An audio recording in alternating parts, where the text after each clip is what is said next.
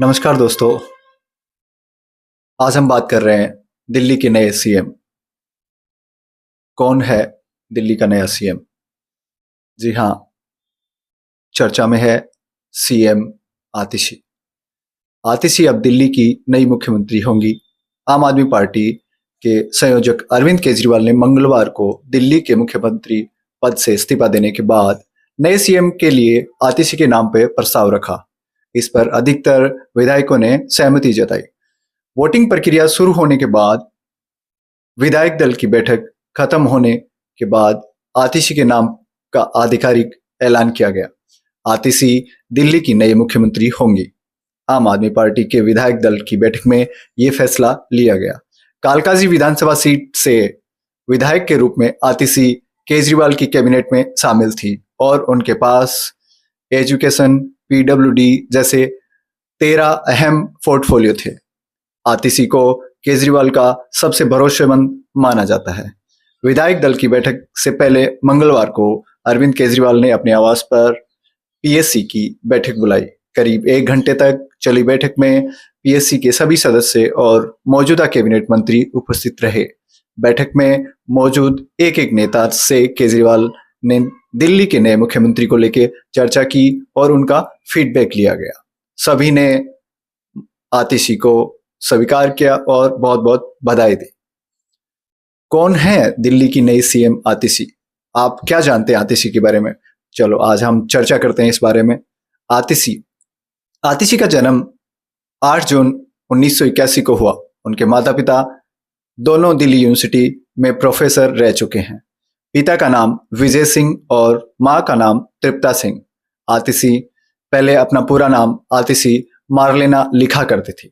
उनके नाम के पीछे भी दिलचस्प कहानी है। व्यक्तिगत जीवन, आतिशी का जीवन जन्म जो है 8 जून 1981 को सोमवार के दिन। अब उनकी उम्र 2024 के अंतर्गत 43 वर्ष। जन्म स्थान नई दिल्ली। राष्ट्रीय के रूप में भारतीय के रूप में जानी जाती है। होम टाउन गृहनगर जो है उनका नई दिल्ली है। हिंदू धर्म से वो अपना संबंध रखती हैं। जाति के रूप में वो पंजाबी राजपूत हैं। खान पान की आदत में वो मांसाहारी हैं और उनके जो शौक हैं हॉबी के रूप में दर्शन और मनोविज्ञान पढ़ना उनको काफी पसंद आता है।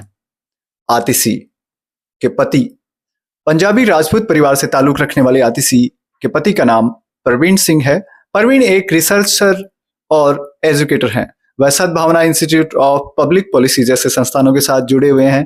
प्रवीण सिंह आईआईटी दिल्ली से पढ़े हुए और फिर आईआईएम अहमदाबाद से भी पढ़ाई की है। उन्होंने करीब 8 साल तक कॉरपोरेट सेक्टर में काम किया। भारत और अमेरिका की कंसल्टेंसी फर्म्स में भी काम किया। इसके बाद सोशल सर्विस में उतर गए। वह सार्वजनिक तौर पर बहुत ही कम नजर आते हैं। अब हम बात करते हैं आतिशी की शिक्षा के बारे में।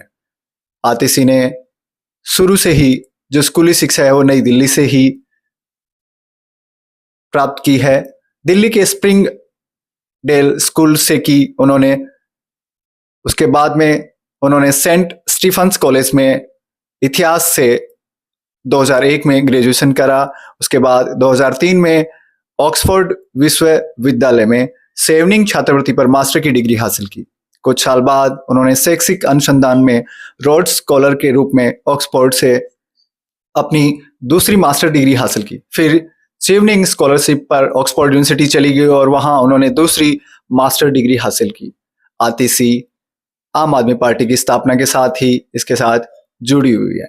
साल 2013 में जब पार्टी ने अपना मैनिफेस्टो ड्राफ्ट करने के लिए कमेटी बनाई तो आतिशी को भी उन्हें इसमें जगह मिली और खासकर स्कूलों के लिए नीतियां बनाई गई और उसे धरातल पर भी उतारा गया। वह 2001 में दिल्ली विश्वविद्यालय की सबसे टॉपर थी। ऑक्सफोर्ड में अपनी शिक्षा के बाद उन्होंने रोड्स स्कॉलरशिप से सम्मानित किया गया। बाद में वह रोड्स स्कॉलरशिप 2005 के रूप में मैकडॉनल्ड कॉलेज ऑक्सफोर्ड में शामिल हो गई। बचपन से उन्होंने सामाजिक कार्यों में रुचि रही है। वह सामाजिक अभियानों और पहलों में भाग लेती थी। वर्ष 2006 में उन्होंने आंध्र प्रदेश के ऋषि वैली स्कूल में अध्यापन किया। वह अंग्रेजी और इतिहास पढ़ाती थी। 2006 में वो भोपाल चली गई। वहां उन्होंने जैविक खेती और प्रगतिशील शिक्षा प्रणाली प्रदान करने में खुद को शामिल कर लिया। उन्होंने कई एनजीओ के साथ काम किया। इसी दौरान उनकी मुलाकात प्रशांत भूषण, मनीष सिसोदिया और कई अन्य जो नेता आम आदमी के सदस्य थे उनसे मुलाकात हुई। अब हम बात करते हैं आतिशी का राजनीतिक सफर। किस तरह से आतिशी ने अपने राजनीतिक कैरियर की शुरुआत करी। उन्होंने हमेशा सार्वजनिक नीति में रुचि रखी थी और उन्होंने अन्ना हजारे के साथ वर्ष 2011 के भारतीय भ्रष्टाचार विरोधी आंदोलन में दिलचस्पी थी। उन्होंने पूरे आंदोलन को एक बाहरी व्यक्ति के रूप में देखा और बाद में कहा कि एकल मुद्दे वाले अभियान हमेशा अप्रभावी होते हैं। आतिशी आपकी स्थापना के समय ही आम आदमी पार्टी में शामिल हो गई थी। वर्ष 2013 में आम आदमी पार्टी की स्थापना हुई और उसी समय पार्टी में शामिल हो गई। जब पार्टी का गठन हो रहा था तब आम आदमी पार्टी के नीति निर्माण में वो शामिल एक सदस्य के रूप में शामिल थी। वह आपकी कार्यकारी समिति, राजनीतिक मामलों की समिति की सदस्य के रूप में कार्य करती थी। वर्ष 2013 में पार्टी के प्रवक्ता नियुक्त किए गए। वर्ष 2015 जुलाई से अप्रैल 2018 तक शिक्षा पर दिल्ली के उप मुख्यमंत्री मनीष सिसोदिया के सलाहकार के रूप में नियुक्त किए गए। 2019 में लोकसभा चुनाव के लिए पूर्व दिल्ली निर्वाचन क्षेत्र में लोकसभा प्रभारी के रूप में भी उन्हें नियुक्त किया गया। वर्ष 2019 का लोकसभा चुनाव पूर्वी दिल्ली सीट से लड़ा लेकिन वो हार गई। वर्ष 2020 में दिल्ली विधानसभा चुनाव में कालकाजी सीट से फिर से चुनाव लड़ा और उन्होंने भाजपा प्रतिद्वंदी धर्मवीर सिंह को हराया। पार्टी में आतिशी के बढ़ते सियासी कद का अंदाज इसी से लगाया जा सकता है कि वर्ष 2020 के चुनाव के बाद उन्होंने आम आदमी पार्टी की गोवा इकाई का प्रभारी बनाया गया और अब मुख्यमंत्री अरविंद केजरीवाल की ओर से उन्हें अपने सबसे भरोसेमंद सिपहसालार की जगह दी गई। मार्च 9, 2023 को उन्होंने दिल्ली सरकार के मंत्री पद की शपथ ली थी। 29 जून 2023 को उन्हें दिल्ली सरकार में वित्त और राजस्व विभाग का अतिरिक्त प्रभार दिया गया। सितंबर 2024 में वह दिल्ली की 8वीं मुख्यमंत्री बनी है। इस तरह से आतिशी का राजनीतिक कैरियर रहा। अब हम बात करते हैं आतिशी की संपत्ति के संबंध में। कितने धन है उनके पास, कितने पैसों की मालकिन है।